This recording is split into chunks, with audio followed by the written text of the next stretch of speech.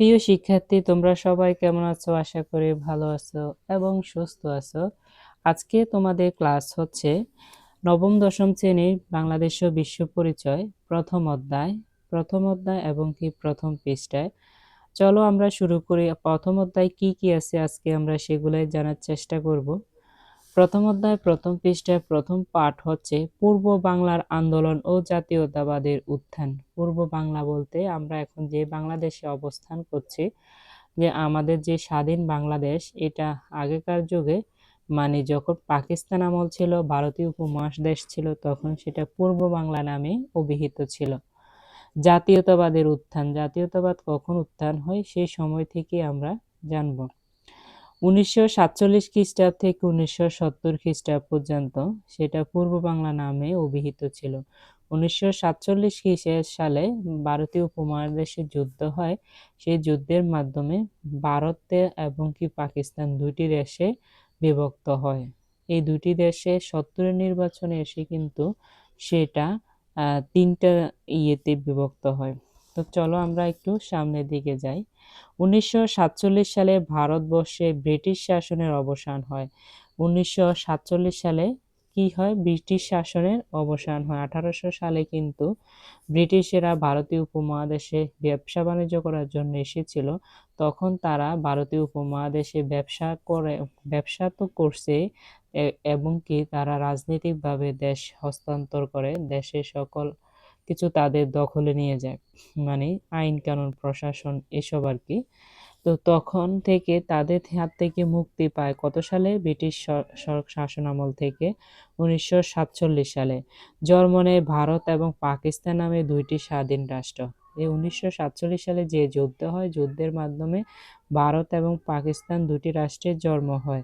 1947 সালের 14ই আগস্ট পাকিস্তান এবং 15ই আগস্ট ভারত স্বাধীনতা লাভ করে। 14ই আগস্টে পাকিস্তান স্বাধীনতা লাভ করে, আর 15ই আগস্টে কারা স্বাধীনতা লাভ করে? স্বাধীনতা লাভ করে ভারতীয়রা। এগুলা কিন্তু তোমাদের এমসিকিউ প্রশ্নে এইসব সালগুলো আসতে পারে। পাকিস্তানে ছিল দুইটি অংশ, পূর্ব বাংলা পাকিস্তানের একটি প্রদেশ হিসেবে অন্তর্ভুক্ত হওয়ায় এই অংশের নাম হয় পূর্ব পাকিস্তান। পাকিস্তানের দুইটি অংশ ছিল। কয়টি অংশ ছিল? দুইটি। একটি হচ্ছে পূর্ব বাংলা, পূর্ব বাংলা মানে বর্তমান বাংলাদেশ, পাকিস্তানের একটি প্রদেশ হিসেবে অন্তর্ভুক্ত হওয়ায় এই অংশের নাম হয় পূর্ব পাকিস্তান। আর অপর অংশটি পশ্চিম পাকিস্তান হিসেবে অভিহিত লাভ করে। শুরু থেকে পাকিস্তানের শাসনভার পশ্চিম পাকিস্তানের ধনিক গোষ্ঠীর হাতে কেন্দ্রীভূত ছিল। শুরু থেকে মানে 1947 সালের শুরু থেকে, যখন পাকিস্তান রাষ্ট্র শুরু হয়, তখন থেকে পাকিস্তানের সকল শাসনভার কার হাতে ছিল? পশ্চিম পাকিস্তানের ছিল। ধনী গোষ্ঠী যারা ছিল তাদের হাতে কেন্দ্রীভূত ছিল। পূর্ব বাংলার ভাষা, সাহিত্য, সংস্কৃতি, অর্থনীতি, রাজনীতি ও সমাজ ব্যবস্থা পাকিস্তানের শাসক গোষ্ঠী নিজেদের করায়ত্ত করতে শুরু করে। পূর্ব বাংলা যে ভাষা ছিল, সাহিত্য ছিল, সংস্কৃতি ছিল, অর্থনীতি ছিল, রাজনীতি ছিল এবং কি সমাজ ব্যবস্থা পাকিস্তানের শাসন গোষ্ঠী নিজেদের করায়ত্ত করতে কি করে? শুরু করে, বৈষম্য সৃষ্টি করে। এর বিরুদ্ধে পূর্ব বাংলার জনগণ প্রতিবাদ ও আন্দোলন সংগ্রাম গড়ে তোলে। বাংলা ভাষাকে পাকিস্তানের অন্যতম রাষ্ট্রভাষা করার দাবিতে ভাষা আন্দোলন শুরু হয়। ভাষা আন্দোলন শুরু হয় কি জন্য? বাংলা ভাষাকে পাকিস্তানের অন্যতম ভাষা দাবিতে।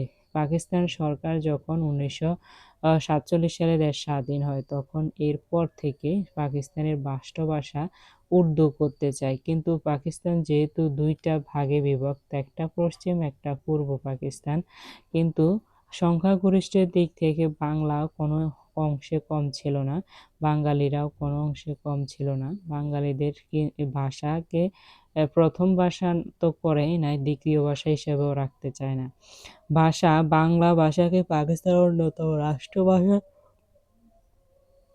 করার দাবিতে ভাষা আন্দোলন শুরু হয়। এর মাধ্যমে পূর্ব বাংলার জনগোষ্ঠী ঐক্যবদ্ধ হয়। মাতৃভাষার মর্যাদা রক্ষার চেতনা থেকে পূর্ব বাংলার জনগণ ক্রমান্বয়ে পাকিস্তানি রাজনৈতিক বৈষম্য অর্থনৈতিক শোষণের বিরুদ্ধে আন্দোলন সংগ্রাম শুরু করে। প্রথম 1954 সালে যুক্তফ্রন্টকে এবং পরে 1970 সালে সাধারণ নির্বাচনে আওয়ামী লীগকে এদেশের মানুষ বিপুল ভোটে জয়যুক্ত করে। ফলে বাংলা ভাষা, ইতিহাস, ঐতিহ্য, সংস্কৃতি এবং বাঙালির জাতি পরিচয়, জাতি ঐক্য গঠিত হয়। এই ধারাবাহিকতায় 9 মাস রক্তক্ষয়ী সশস্ত্র যুদ্ধে মুক্তিযুদ্ধের মাধ্যমে 1971 সালে প্রতিষ্ঠিত আমাদের প্রাণপ্রিয় স্বাধীন সার্বভৌম বাংলাদেশ। এই অধ্যায়ে আমরা পূর্ব বাংলার আন্দোলন ও জাতীয়তাবাদের উত্থান সম্পর্কে জানতে পারব।